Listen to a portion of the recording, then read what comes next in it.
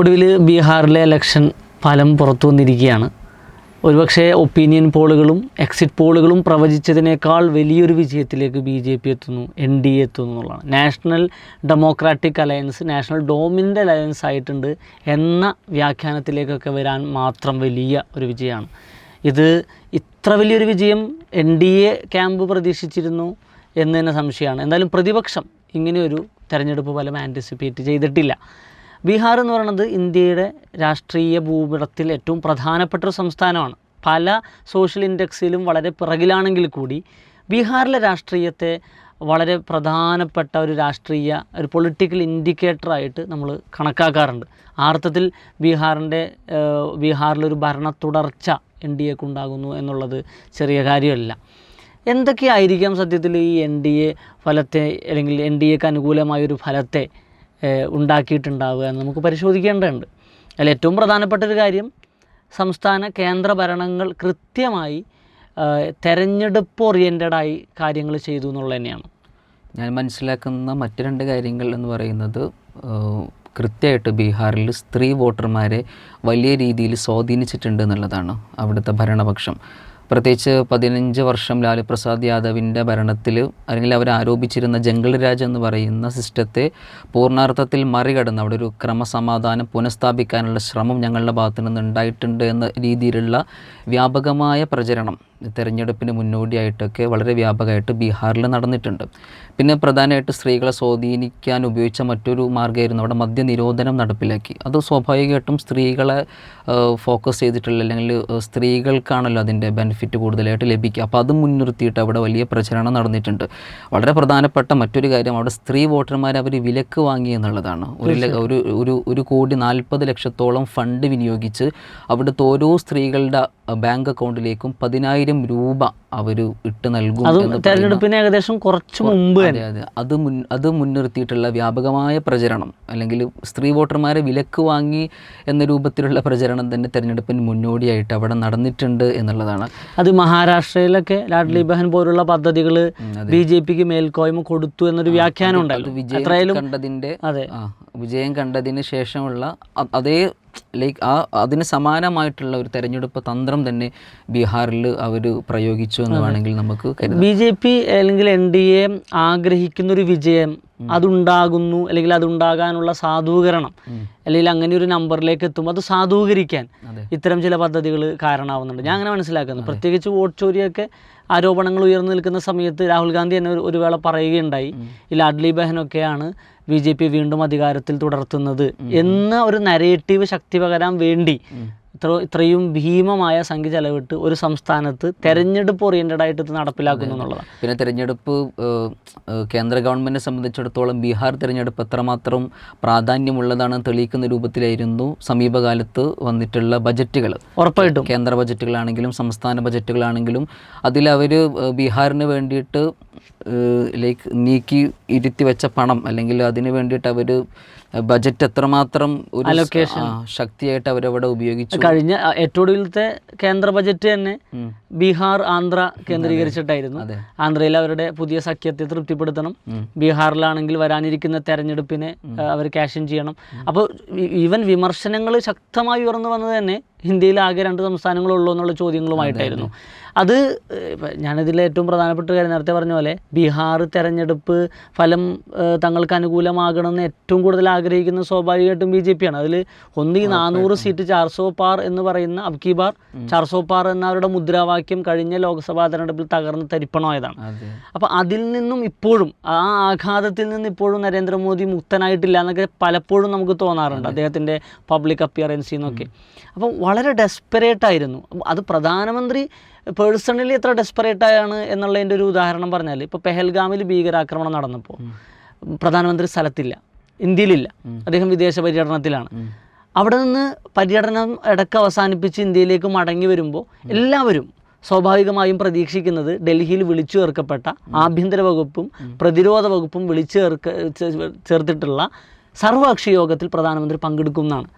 പക്ഷേ പ്രധാനമന്ത്രി നേരെ അത്ര പ്രധാനപ്പെട്ട ഒരു സുരക്ഷാ പ്രശ്നം അവിടെ നിൽക്കുമ്പോൾ, നാഷണൽ ഇൻട്രസ്റ്റ് ഉള്ളൊരു വിഷയം അവിടെ നിൽക്കുമ്പോൾ അത് അവഗണിച്ച് ഇലക്ഷൻ ബൗണ്ടായിട്ടുള്ള ബീഹാറിലേക്ക് പോയി എന്ന് പറയുന്നത് ഔട്ട് ഓഫ് ഡെസ്പറേഷനാണ്. അത് നമുക്ക് മനസ്സിലാക്കാൻ സാധിക്കും. ബീഹാർ രാഷ്ട്രീയത്തെ എത്രമേൽ പ്രീണിപ്പിക്കണം, അത് ഈ ഭരണത്തിന് എത്രത്തോളം പ്രാധാന്യമാണെന്ന് അത്തരം സന്ദർഭങ്ങളൊക്കെ വിളിച്ചു പറയുന്നുണ്ട്. നമ്മൾ ഈ കേന്ദ്ര സംസ്ഥാന സർക്കാരുകൾ ഇന്നാലിന്ന പദ്ധതികളൊക്കെ പ്രഖ്യാപിച്ചതുകൊണ്ടും അവർ കൃത്യമായി ഇടപെട്ടതുകൊണ്ടും പ്രചരണങ്ങൾ ശക്തമാക്കിയതുകൊണ്ടാണെന്നൊക്കെ പറയുമ്പോൾ തന്നെ വേറൊരു സംഗതിയുണ്ട്. 1 ഡസനോളം പാലങ്ങൾ തുടർച്ചയായി ഈ ഭരണകാലത്ത് കൊണ്ടുവന്നതും പ്രധാനമന്ത്രി ഉദ്ഘാടനം ചെയ്തതുമായ പാലങ്ങളടക്കം പൊളിഞ്ഞു വീഴുന്ന വാർത്തകൾ സ്ഥിരമായി നമ്മൾ ബീഹാറിൽ നിന്ന് കണ്ടിരുന്നു. അപ്പോൾ അവിടുത്തെ ഈ പറയുന്ന പ്രഖ്യാപിക്കുന്ന വികസനങ്ങളാവട്ടെ, നടപ്പിലാക്കി എന്ന് പറയുന്ന വികസനങ്ങളാവട്ടെ, അതെല്ലാം ചില പ്രദേശങ്ങളെ മാത്രം കേന്ദ്രീകരിക്കുന്നതാണെന്നുള്ളത്. പാറ്റ്ന അടിസ്ഥാനമാക്കിയിട്ടുള്ള വികസന പ്രവർത്തനങ്ങളാണ് ബീഹാറിൽ നടന്നുകൊണ്ടിരിക്കുന്നത്. അതിന് ഗ്രാമപ്രദേശങ്ങളിലേക്ക് പോയ പലപ്പോഴും കുടിവെള്ളങ്ങളില്ലാത്ത, ഇപ്പോഴും വീടുകളില്ലാത്ത, വൈദ്യുതി എത്താത്ത നാടുകളൊക്കെ ഉണ്ട്. അപ്പോൾ അതൊരു ബീഹാറിന്റെ ഏറ്റവും വലിയ ശാപം തന്നെ അതാണ്, ഈ നഗര കേന്ദ്രീകൃതമാകുന്നു. അതും എല്ലായിടത്തും അല്ല, ചില ഇടങ്ങളിൽ. അപ്പൊ അങ്ങനെ ഈ നടപ്പിലാക്കപ്പെടുന്നു എന്ന് പറയുന്ന വികസനങ്ങൾ തന്നെ പൊള്ളയാണെന്നുള്ള വിമർശനങ്ങൾ ഒരു ഭാഗത്തുണ്ട്. പക്ഷെ എന്നിട്ടും ഇങ്ങനൊരു ഫലം എങ്ങനെ വരുന്നു എന്നുള്ള ചോദ്യം വളരെ പ്രസക്തമാണ് സത്യം പറഞ്ഞിട്ടുണ്ടെങ്കിൽ. അതേപോലെ തന്നെ ഒരു പ്രശ്നമാണ്. ഇപ്പോൾ നിങ്ങൾ സ്ത്രീ വോട്ടർമാരെ കൃത്യമായി ഇവർ ബാഗിൻ ചെയ്തു എന്ന് പറഞ്ഞാൽ തന്നെ വേറൊരു വിഷയമുണ്ട്, ജാതി എന്ന് പറയുന്ന വിഷയം. അവിടെ ബീഹാർ പോലെ ജാതി കേന്ദ്രീകൃതമായൊരു രാഷ്ട്രീയം വേറെ എവിടെയെങ്കിലും നമുക്ക് കാണാൻ സാധിക്കില്ല. അത് കുറേ കാലമായിട്ട് എങ്ങനെയാണ് 70കളിലും 80കളിലും തുടങ്ങി ഈ ഇപ്പോൾ ഉള്ള സീനിയർ നേതാക്കന്മാരൊക്കെ വളർന്നു വരുന്ന ആ സമയം മുതലേ ആ കൃത്യമായ ആ കാസ്റ്റ് ഡെമോഗ്രഫിയെ ഉപയോഗപ്പെടുത്തിയിട്ടുള്ള രാഷ്ട്രീയമാണ് ഇവരുണ്ടാക്കിയിട്ടുള്ളത്. പ്രത്യേകിച്ച് യാദവന്മാർക്കിടെ ഇടയിലുണ്ടായിട്ടുള്ള സ്പ്ലിറ്റ് വലിയ രൂപത്തിൽ ഉപയോഗപ്പെടുത്താനുള്ള ശ്രമങ്ങൾ നിതീഷ് കുമാറിൻ്റെ ഭാഗത്ത് നിന്ന് ഉണ്ടായിട്ടുണ്ടെന്നുള്ളതാണ്. അങ്ങനെയാണ് അവരൊരു സ്പെഷ്യൽ കാറ്റഗറി EBC ഒക്കെ അവിടെ വരുന്നത്. 26% ആളുകൾ EBC കാറ്റഗറിയിൽ പെടുന്നവരാണ്. അവരൊരു വോട്ട് ബാങ്കായിട്ട് ഉപയോഗിച്ചിട്ടുണ്ട് എന്നുള്ളതാണ്. അപ്പം അതിൽ ഏറ്റവും പ്രധാനപ്പെട്ട ഏറ്റവും അതിശയകരമായൊരു കാര്യം എന്ന് പറയുന്നത്, ഈ NDAയിൽ JDU ഭാഗമാകുമ്പോൾ നിതീഷ് കുമാർ ഭാഗമാവുന്നു, അതിൽ തന്നെ BJPയുമായി ഇത്ര അടുത്ത് നിൽക്കുന്നു, BJPയുമായി സഖ്യം ചേർന്ന് ഭരിക്കുന്നു. ഇങ്ങനെയൊക്കെ ആകുമ്പോഴും കുറേ കാലത്തോളം നിതീഷ് കുമാറിന് ബീഹാറിലെ വലിയ മുസ്ലിം പിന്തുണയുണ്ടായിരുന്നു. അതുപോലെ കുർമി അടക്കമുള്ള ഉൾപ്പെടെയുള്ള അവരുടെ പിന്തുണയുണ്ട്. അത് പിന്നെ സ്വാഭാവികമായ പിന്തുണ. ഞാൻ ഈ ന്യൂനപക്ഷങ്ങളുടെ പിന്തുണ വരെ ഉണ്ടായിരുന്നു. അത് എനിക്ക് തോന്നുന്നു ഈ CA നടപ്പിലാക്കുന്ന സമയത്ത് നിതീഷ് കുമാർ ഒരു സ്റ്റാൻഡ് എടുത്തില്ല എന്നതിൽ നിന്ന് അതിൽ നിന്നൊരു അകൽച്ച ഉണ്ടാകുന്നുണ്ട്. പക്ഷെ അത് ഇപ്പുറത്ത് RJD ഉപയോഗപ്പെടുത്തിയിട്ടുണ്ടോ ഇല്ല എന്നുള്ളൊരു ചോദ്യം ബാക്കിയാണ്. ഇപ്പോൾ ഈ വരുന്ന തെരഞ്ഞെടുപ്പാവട്ടെ, 2024 തെരഞ്ഞെടുപ്പോ അല്ലാവട്ടെ, നമുക്ക് മനസ്സിലാക്കാൻ പറ്റുന്നൊരു സംഗതി എന്ന് പറയുന്നത് അങ്ങനെ ഒരു സ്വാധീനം RJDക്ക് മുസ്ലിങ്ങൾക്കിടയിലും മറ്റു ന്യൂനപക്ഷങ്ങൾക്കിടയിലും ഉണ്ടാക്കാൻ കഴിഞ്ഞിട്ടില്ല എന്നാണ്. ഇനി ഇതിൽ നമ്മൾ പ്രധാനമായി ചർച്ച ചെയ്യേണ്ടുന്ന മറ്റൊരു ഏരിയ എന്ന് പറയുന്നത് ഇന്ത്യ സഖ്യം വോട്ടിനെ മുൻനിർത്തിയിട്ട് അല്ലെങ്കിൽ ഈ തെരഞ്ഞെടുപ്പ് മുൻനിർത്തി എന്ത് ചെയ്തു എന്നുള്ളൊരു ചോദ്യമാണ്. പ്രത്യേകിച്ച് പല രീതിയിലുള്ള വ്യാഖ്യാനങ്ങൾ വരുന്നു. ഇന്ത്യ സഖ്യം അല്ലെങ്കിൽ ഇന്ത്യ സഖ്യത്തിനകത്ത് കോൺഗ്രസ് ആണ് പലപ്പോഴും ഒരു പരാജയമായിട്ട് പ്രവർത്തിക്കുന്നത്, അല്ലെങ്കിൽ ഈ പരാജയത്തിനുള്ള പൂർണ്ണമായ ഉത്തരവാദിത്തം കോൺഗ്രസിൻ്റെ മേലോട്ട് ചാർത്തുന്ന ഒരു നരേറ്റീവ് അല്ലെങ്കിൽ ഒരു വ്യാഖ്യാനം സ്വാഭാവികമായിട്ട് ഉണ്ടാവുന്നുണ്ട് പലയിടങ്ങളിൽ നിന്നായിട്ട്. പ്രത്യേകിച്ച് നമ്മൾ SIR ചർച്ച ചെയ്യുന്ന സമയത്ത് 65 ലക്ഷം വോട്ടർമാരെ ബീഹാറിൽ നമ്മൾ പുറത്തു നിർത്തി, അല്ലെങ്കിൽ 25 ലക്ഷം ആളുകളെ മരിച്ചവരുടെ പട്ടികയിൽ ഉൾപ്പെടുത്തി പുറത്തു നിർത്തി എന്നൊക്കെ സംസാരിക്കുമ്പോഴും നമ്മൾ എങ്ങനെയാണ് കോൺഗ്രസ്സിന് അത് ഞങ്ങളുടെ വോട്ട് ബാങ്കാണ് എന്ന് പറയാൻ സാധിക്കുന്ന ഒരു ചോദ്യം അവിടെ നിലനിൽക്കുന്നുണ്ട്. അപ്പം ഇതിനെ എങ്ങനെയാണ് കോൺഗ്രസ് നേരിടുന്ന എന്നൊരു ചോദ്യം. ഇല്ല, അതൊരു വലിയൊരു വിഷയമാണ്. ഇപ്പോൾ ഈ പറഞ്ഞതുപോലെ ഞാൻ നേരത്തെ പറഞ്ഞ പോലെ പ്രതിപക്ഷം ഇങ്ങനെ ഒരു പരാജയം ഒട്ടും പ്രതീക്ഷിക്കുന്നില്ല. അത് RJD ആവട്ടെ കോൺഗ്രസ് ആവട്ടെ ഇത്ര വലിയൊരു പരാജയം അവർ പ്രതീക്ഷിക്കുന്നില്ല. ഒന്ന് കഴിഞ്ഞ 2 ടേമായിട്ട് ഭരിച്ചുകൊണ്ടിരിക്കുന്ന ഒരു മുഖ്യമന്ത്രി, അയാൾക്കെതിരെ ഒരു ആൻറ്റി ഇൻകംപൻസി ഉണ്ടാകും എന്നുള്ളത് വളരെ സ്വാഭാവികമായ സംഗതിയാണ്. അതുപോലും പ്രതിഫലിക്കാത്ത ഒരു തെരഞ്ഞെടുപ്പ് പോലെയാണ്. അതിൽ തന്നെ കോൺഗ്രസ് ഇത്ര വലിയൊരു പരാജയം നേരിടുന്നു എന്ന് പറയുന്നത് അവിശ്വസനീയമാണ്. പക്ഷെ അങ്ങനെയൊക്കെയാണെന്നുണ്ടെങ്കിലും ഇന്ത്യ സഖ്യം നേരിടുന്ന ഈ പരാജയത്തിൻ്റെ എല്ലാ ഉത്തരവാദിത്വവും കോൺഗ്രസ് തന്നെ ചുമതലയിലേറ്റണം എന്നുള്ളത് അത് ശരിയായ ഒരു വാദമല്ല. അങ്ങനെ ഒരു നരേറ്റീവ്, അങ്ങനെ ഒരു വ്യവഹാരം തൽപരകക്ഷികൾ ഉണ്ടാക്കും. സ്വാഭാവികമായിട്ടും ഇപ്പോൾ കേരളത്തിലാണെങ്കിൽ ഇടതുപക്ഷം ഉണ്ടാക്കും, നാഷണൽ ലെവലിലാണെങ്കിൽ BJP ഉണ്ടാക്കും. കാരണം കോൺഗ്രസ് ദുർബലപ്പെടുക എന്നുള്ളത് 2 പേഴ്സ്പെക്റ്റീവിൽ അല്ലെങ്കിൽ 2 തലത്തിൽ 2 പേർക്കും ആവശ്യമുള്ള സംഗതിയാണ്. പക്ഷേ എങ്ങനെയാണത് കോൺഗ്രസിൻ്റെ മാത്രം ഉത്തരവാദിത്തമാകുന്നതിൽ, കോൺഗ്രസിൻ്റെ പരാജയമാകുന്നത് മനസ്സിലാവുന്നില്ല. ഒന്ന്, കോൺഗ്രസ് പ്രവർത്തിച്ചിട്ടില്ല എന്ന് നമുക്ക് പറയാൻ കഴിയില്ല. ഇപ്പോൾ കഴിഞ്ഞ പ്രാവശ്യത്തെ വെച്ച് നോക്കുമ്പോൾ ഇപ്രാവശ്യം കുറഞ്ഞ സീറ്റുകളിലാണ് കോൺഗ്രസ് മത്സരിച്ചിട്ടുള്ളത്. അത് മുന്നണി മര്യാദകൾ പാലിച്ചിട്ടുണ്ട് എല്ലാവരും. എല്ലാ തെരഞ്ഞെടുപ്പ് അടുക്കുന്ന സമയങ്ങളിലും ഉണ്ടാകുന്ന എല്ലാ മുന്നണികളിലും ഉണ്ടാകുന്ന തർക്കങ്ങൾ അത് NDA-യിലും ഉണ്ടായിട്ടുണ്ട്, ഇന്ത്യ സഖ്യത്തിലും ഉണ്ടായിട്ടുണ്ട്. കോൺഗ്രസ് ആണെന്നുണ്ടെങ്കിൽ, അല്ലെങ്കിൽ RJD ആവട്ടെ, ഇന്ത്യ സഖ്യത്തിൽ എല്ലാവരും പരസ്പരം നെഗോഷിയേറ്റ് ചെയ്തിട്ടുണ്ട്, അവർ അവകാശവാദങ്ങൾ ഉന്നയിച്ചിട്ടുണ്ട്. അതിനൊക്കെ അപ്പുറത്തേക്ക് ത്യാഗമനസ്സോടുകൂടി തന്നെ മുന്നണി മര്യാദകൾ അവർ സസ്റ്റെയിൻ ചെയ്തിട്ടുണ്ട്. കോൺഗ്രസ് അതുകൊണ്ടാണ് കഴിഞ്ഞ പ്രാവശ്യം മത്സരിച്ച അത്രയും സീറ്റ് മത്സരിക്കേണ്ടതില്ല എന്ന് തീരുമാനിക്കുന്നത്. അതൊരു കോൺഗ്രസ് പ്രസിഡന്റ് ആവട്ടെ, GSO KC വേണുഗോപാൽ ആവട്ടെ, രാഹുൽ ഗാന്ധി ആവട്ടെ, അവരൊക്കെ കൃത്യമായി അതിൽ എനിക്ക് തോന്നുന്നു ഒരു നിലപാടെടുത്തിട്ടുണ്ട് എന്നുള്ളതാണ്. എന്ന് മാത്രമല്ല, അനുവദിച്ച് കിട്ടിയ സീറ്റിൽ തന്നെ ചില സീറ്റുകൾ അവർ പൊതു സ്ഥാനാർത്ഥികളെ നിർത്തുകയാണ്, അതും കൈപ്പത്തി ചിഹ്നത്തിലല്ല, വേറെ ചിഹ്നത്തിൽ. അപ്പം അങ്ങനെയൊക്കെ നോക്കുന്ന സമയത്ത് കോൺഗ്രസ് വിട്ടുവീഴ്ചകൾ ചെയ്തിട്ടുണ്ട് എന്ന് തന്നെ പറയാം. എന്ന് മാത്രമല്ല, ഇനിയിപ്പോൾ കോൺഗ്രസ് 60 സീറ്റ് വാങ്ങിച്ചതാണ് ഒരു പ്രശ്നം എന്നൊരാൾ പറഞ്ഞാൽ എങ്ങനെയാണ് നമുക്കത് സമ്മതിച്ചു കൊടുക്കാൻ കഴിയുക? കാരണം കോൺഗ്രസിന് 60 സീറ്റ് ചോദിക്കുന്നതിൽ, 61 സീറ്റ് ചോദിക്കുന്നതിൽ എന്താണ് തെറ്റ്? ഒന്ന്, കോൺഗ്രസ് കഴിഞ്ഞ പ്രാവശ്യത്തിനേക്കാൾ കുറവാണ് ചോദിക്കുന്നത്, അതൊന്ന്. രണ്ടാമത്തത്, ഇക്കഴിഞ്ഞ ലോക്സഭാ തെരഞ്ഞെടുപ്പ് എടുത്തു നോക്കാം. ഇന്ത്യ സഖ്യത്തിലെ മികച്ച സ്ട്രൈക്ക് റേറ്റ് ഉള്ളത് കോൺഗ്രസിനാണ്. 25 സീറ്റുകളിൽ മത്സരിച്ച പാർട്ടിയാണ് നമ്മുടെ RJD. അവരാകെ ജയിച്ചത് 4 സീറ്റിലാണ്. കോൺഗ്രസ് ആകെ മത്സരിച്ച 9 സീറ്റിലാണ് 3 ജയിച്ചു. അങ്ങനെ നോക്കുമ്പോൾ സ്വാഭാവികമായിട്ടും ഭേദപ്പെട്ട പ്രകടനം ബീഹാറിൽ ഇന്ത്യ സഖ്യത്തിനടക്കുണ്ടാവുന്നത് കോൺഗ്രസിനാണ്. ഇത് മാത്രമല്ല, വോട്ടർ അധികാർ യാത്ര കൊണ്ടുവന്ന് ഈ ബീഹാറിലെ ഗ്രാമീണ മേഖലയെ അടക്കം ഇളക്കിമറിക്കാൻ, ഗ്രാമീണ നഗര മേഖലകളെ ഇളക്കിമറിക്കാൻ കോൺഗ്രസിന് കഴിഞ്ഞിട്ടുണ്ട്. അപ്പോൾ ഈ മൂവ്മെൻറ്റ് കഴിയുന്ന സമയത്ത് കോൺഗ്രസിന് സ്വാഭാവികമായിട്ടും മുന്നണിയിൽ കൂടുതൽ സീറ്റുകൾ ചോദിക്കാം. അത് പിന്നെ ഒരു കക്ഷി എന്ന നിലക്ക്, ഒരു മുന്നണിയിലെ കക്ഷി എന്ന നിലക്ക് അവരുടെ അവകാശമാണ്. അതിന് നമുക്ക് തെരഞ്ഞെടുപ്പ് കഴിഞ്ഞ് ഫലം വിപരീതമാകുമ്പോൾ കോൺഗ്രസ് ചെയ്തത് ശരിയായില്ല എന്ന് കുറ്റപ്പെടുത്താൻ കഴിയില്ല എന്ന് തന്നെയാണ് ഞാൻ വിശ്വസിക്കുന്നത്. പിന്നെ ഉയർന്നു വരുന്ന പ്രധാനപ്പെട്ട ചോദ്യമാണ്, ഈ മാറ്റി നിർത്തപ്പെട്ട 65 ലക്ഷം വോട്ടർമാർ എങ്ങനെയാണ് കോൺഗ്രസിൻ്റെ മാത്രം വോട്ടർമാരായി മാറുന്നത് എന്നുള്ളൊരു ചോദ്യമുണ്ട്. അല്ല, അതുണ്ട്. അത് നമ്മൾ കേരളത്തിൻ്റെ ഒരു പശ്ചാത്തലത്തിൽ ആലോചിച്ച് നോക്കുമ്പോൾ അതെങ്ങനെയാണ് ഇപ്പോൾ ചില ആളുകളെ മാത്രം ഹാൻഡ് പിക്ക് ചെയ്യുക എന്നുള്ളത്. ഭാഷക്കറിയാം, നമ്മൾ ഡൽഹിയിൽ കണ്ടിട്ടുണ്ട്, ഉത്തർപ്രദേശിൽ നമുക്ക് എങ്ങനെയാണെന്നറിയാം, ഹരിയാനയിൽ എങ്ങനെയാണെന്നറിയാം, ബീഹാറിൽ എങ്ങനെയാണെന്ന് നമുക്കറിയാം. നമ്മൾ ഈ സ്ഥലങ്ങളിലൊക്കെ പോയവരാണ്, നമ്മൾ അവിടുത്തെ ജനങ്ങൾ എങ്ങനെ ജീവിക്കുന്നു എന്ന് അടുത്ത് കണ്ട ആളുകളാണ്. അവിടെയൊക്കെ നമ്മളെ കേരളത്തിലെ പോലെ ഇടകലർന്ന് ജീവിക്കുന്ന ഒരു ഡെമോഗ്രഫി, ഒരു സോഷ്യൽ സംവിധാനവും അല്ല. അവിടുത്തെ സാമൂഹിക സ്ഥിതി എന്ന് പറയുന്നത് ഗെറ്റോയിസ്ഡ് ആണ്. അവിടെ യാദവരുള്ളിടത്ത് യാദവർ മാത്രമാണ്, കുറുമികളുള്ളിടത്ത് അവർ മാത്രമാണ്, മുസ്ലിങ്ങളുള്ളിടത്ത് അവർ മാത്രമാണ്, ദളിതുകളുള്ളിടത്ത് അവർ മാത്രമാണ്. ഇങ്ങനെ ഗെറ്റോയിസ്ഡ് ആയിട്ടുള്ള സമൂഹങ്ങളാണ് ഉത്തരേന്ത്യയിലെ എല്ലാ സംസ്ഥാനങ്ങളിലും. അപ്പോൾ സ്വാഭാവികമായിട്ടും ഒരു പ്രദേശത്തെ SIR നടപ്പിലാക്കുമ്പോൾ ആരെ നിർത്തണം, ആരെ പുറത്ത് നിർത്തണം എന്ന് തീരുമാനിക്കാൻ എളുപ്പമാണ്. പ്രത്യേകിച്ച് SIR-ൽ അങ്ങനെ ഒരു എക്സ്ക്ലൂഷൻ ഫീച്ചർ നിലനിൽക്കുന്ന ഒരു സാഹചര്യത്തിൽ പ്രത്യേകിച്ചും ഒബ്വിയസ്ലി അതുകൊണ്ട് തന്നെ ഈ മണ്ഡലത്തിൽ ഇന്ന പ്രദേശത്ത് ആ ലൊക്കാലിറ്റിയിലുള്ള ആളുകളെ SIR-ന്റെ പേരിൽ അവിടെയുള്ള ആളുകളെ പുറത്തു നിർത്തണമെന്ന് തീരുമാനിക്കാം, അങ്ങനെ നടപ്പിലാക്കാം, പുറത്തു നിർത്താം. അത് നിർത്തിയിട്ടുമുണ്ട്. അത് കൃത്യമായി പ്രതിഫലിച്ചു എന്ന് തന്നെയാണ് മനസ്സിലാവുന്നത്. 2002-ലെയും 2003-ലെയൊക്കെ വോട്ടർ പട്ടിക അടിസ്ഥാനപ്പെടുത്തിയാണ് SIR-ൽ പേര് ചേർക്കപ്പെടുന്നത്. അങ്ങനെ നോക്കുമ്പോൾ ബീഹാറിലെ ഒട്ടുമിക്ക ആളുകളും മൈഗ്രേറ്റ്സ് ആണ്. ലൈക്ക് കേരളത്തിലേക്കും മറ്റുമൊക്കെ ജോലി ആവശ്യാർത്ഥമൊക്കെ പലായനം ചെയ്തവരാണ്, അല്ലെങ്കിൽ കുടിയേറിയവരാണ്. അപ്പോൾ അവരെയും മാറ്റി നിർത്താനുള്ളൊരു ശ്രമം SIR-ന്റെ ഭാഗമായിട്ട് അങ്ങനെ ഒരു ഒളി അജണ്ട അതിനകത്ത് പ്രവർത്തിച്ചിട്ടുണ്ടെന്നാണ് നമ്മൾ മനസ്സിലാക്കുന്നത്. തീർച്ചയായിട്ടും അത് ഞാൻ ഈ പറഞ്ഞതുപോലെയാണ്. ആരാണോ ഇവരുടെ പരമ്പരാഗതമായി ഇവർ ആർക്കാണോ വോട്ട് ചെയ്യുന്നത് ആ പ്രദേശങ്ങൾ അവർക്ക് കൃത്യമായിട്ട് അറിയാം. അപ്പോൾ അവർ അങ്ങനെ ഒരു പിന്നെ മെത്തഡോളജി ഉപയോഗിച്ച് അങ്ങനെ ആൻറ്റിസിപ്പേറ്റ് ചെയ്ത് ആളുകൾ ഒഴിവാക്കിയിട്ടുണ്ട് എന്നുള്ള ആരോപണം നിലനിൽക്കുകയാണ്.